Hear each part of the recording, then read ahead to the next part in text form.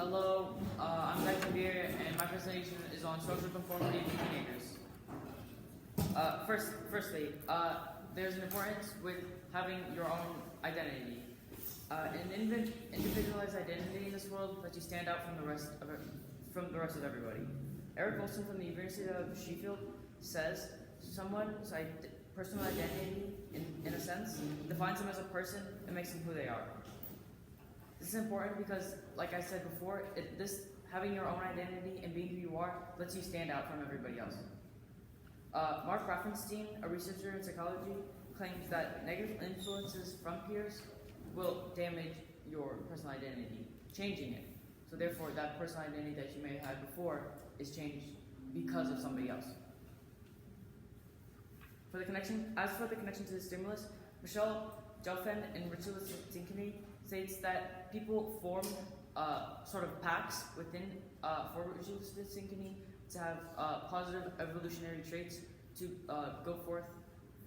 This can be seen with teenagers today in having groups and acting the same.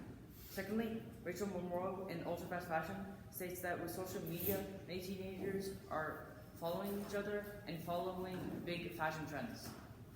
These fashion trends shows conformity with how they act and with how they dress. Okay, the argument on conformity.